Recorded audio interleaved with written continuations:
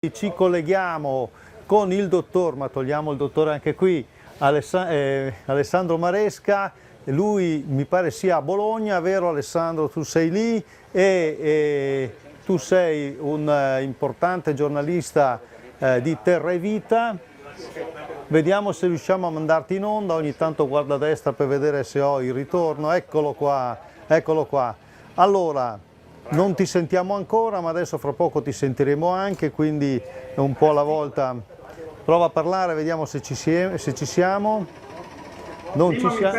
Adesso sì, ci siamo. Allora, grazie di essere con noi anche quest'oggi, perché Terra e Vita è un po' il nostro media partner, diciamo così, di queste giornate, soprattutto giornate qui a Po di Tramontana, e quindi non so se ci stai seguendo un po', vorrei sapere la tua opinione, ma soprattutto poi tu sei un grande tecnico, oltre ad essere un grande giornalista, e quindi dacci anche, come posso dire, la tua filosofia, la tua logica, la tua visione sulla irrigazione di precisione. Vai. Ok, quindi mi sentite?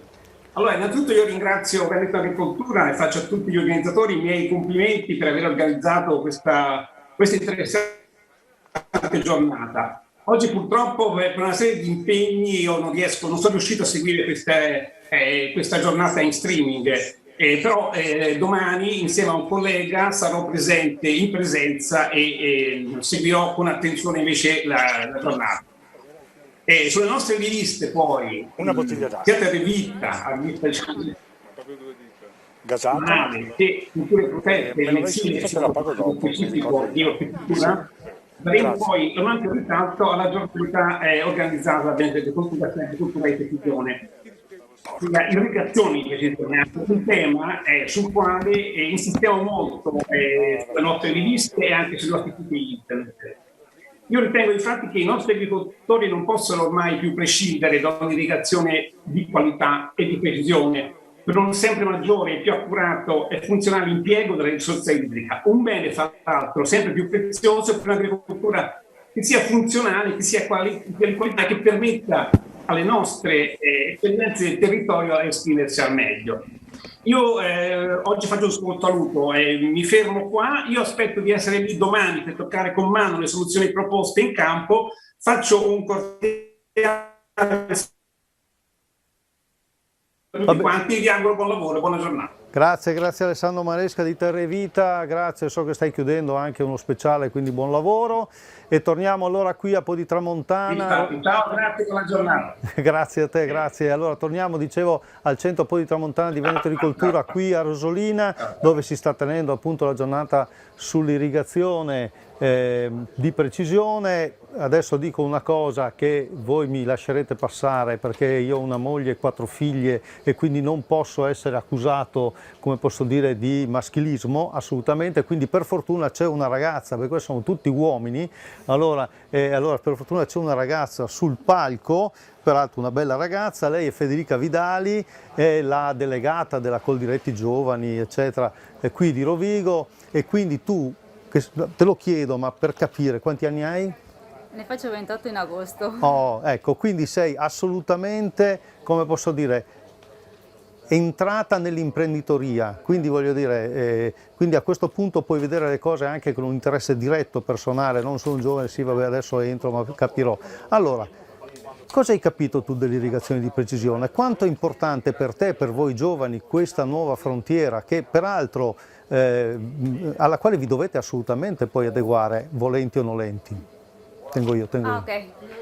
Niente, allora l'agricoltura, l'irrigazione di precisione è molto importante, specie per un risparmio idrico e per una gestione migliore di tutta l'azienda agricola, così abbiamo, diciamo, le informazioni più precise sulle nostre colture, in quanto noi possiamo sapere effettivamente quanti litri di acqua mettiamo nella data coltura, e quindi riusciamo anche a capire altri tipi di stress che può avere questa coltura. Se magari vediamo le foglie gialle, non so, in una coltura magari non è stress idrico perché sappiamo già quanta acqua ha assorbito questa pianta, ma magari può avere qualche malattia o qualche altro problema, insomma. Ecco, tra tutte le proposte che hai visto quest'oggi qui, hai trovato qualcosa di particolarmente interessante, ma dal punto di vista soprattutto della traduzione pratica immediata?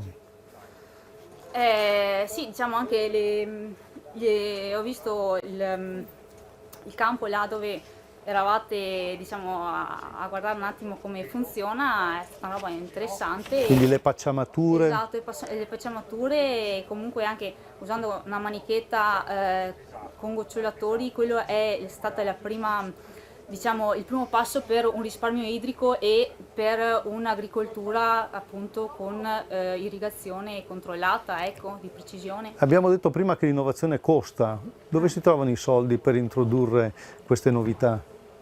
Beh, allora diciamo, un'azienda comunque bisogna che sia sempre in evoluzione e il cambiamento non deve essere fatto quando ci sono delle criticità, ma bisogna stare sempre al passo con i tempi, con le proprie aziende agricole. E quindi diciamo i soldi dovrebbero esserci già per comunque stare sempre al passo con i tempi, perché se noi trascuriamo questo aspetto prima o poi arriva che il bilancio non quadra più e non è nel momento in cui il bilancio non quadra che bisogna innovare, bisogna farlo prima e appunto tenere sempre gli occhi aperti al futuro. Grazie, grazie allora a Federica. Vidali. A Federica, perché mi è caduto il foglio, quindi devo andare a memoria. Grazie Federica, se avete visto la risposta più diretta, più convinta, più così, è stata proprio quella sui soldi. E questa secondo me non è un fatto secondario, nel senso che vuol dire che i giovani sono molto imprenditori e quindi sono molto, come posso dire, orientati appunto verso la praticità, ma soprattutto poi sull'innovazione dice sì, va fatta. Prego? Lo devo accendere questo. Mi pareva che fosse spento, infatti.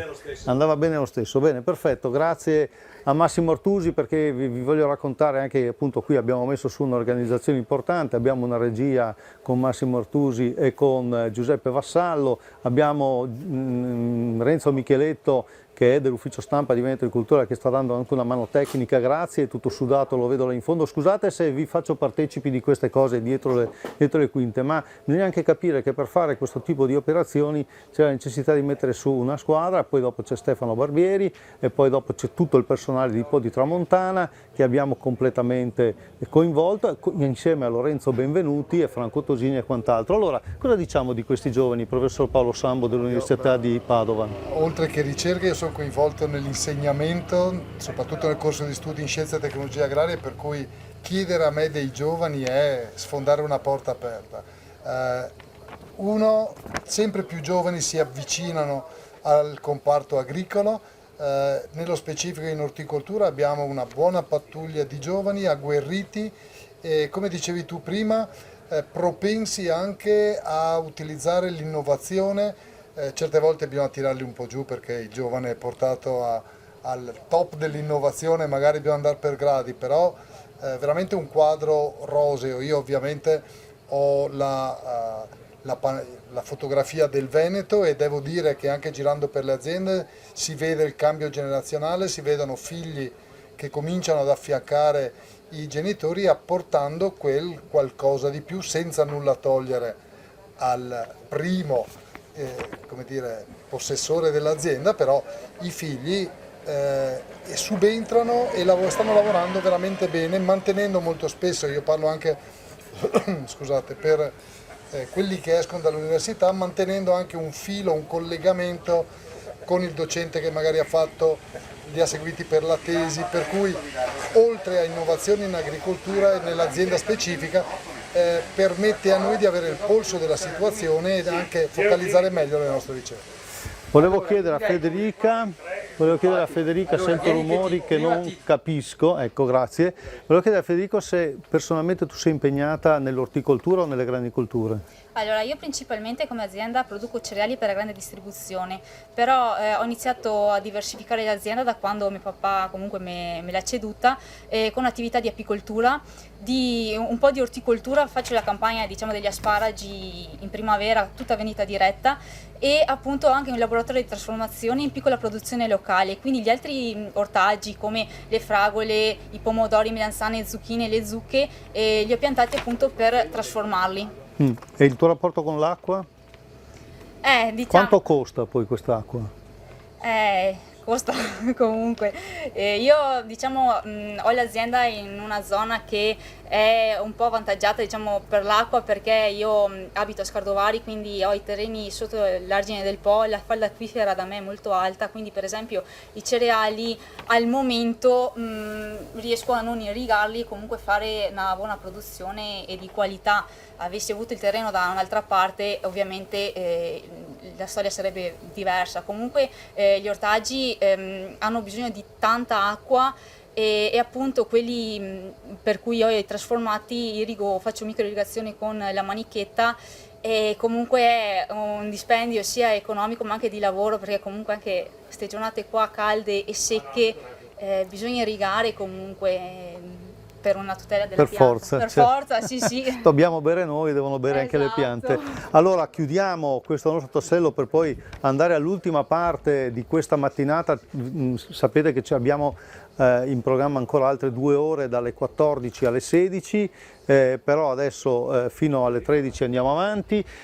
Però volevo chiedere, ci tocca, no? Ci corre l'obbligo di farlo, perché adesso qui stiamo vedendo appunto le applicazioni che sono immediatamente utilizzabili, quello che già il mercato ci propone, che sono già cose interessanti, avanzate, però vediamo un po' oltre, ecco, facciamo la ricerca pura, quella che cosa state sostanzialmente sperimentando? Beh, in ambito acqua, esclusivamente acqua, come gruppo Anche di in orticoltura? ricerca, sì, come gruppo di ricerca lavoriamo essenzialmente su sistemi di acquaponica o di fuorisuolo, tra l'altro li vedremo anche dopo, credo.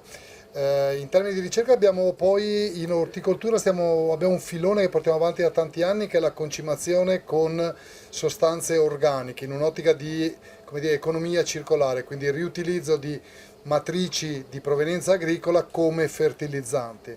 Lavoriamo al contempo su funghi, progetti della regione, del PSR, ottimizzazione della produzione di Pleurotus, quindi che vede il Veneto come produttore di punta, ma Le sbrise. le sbrise.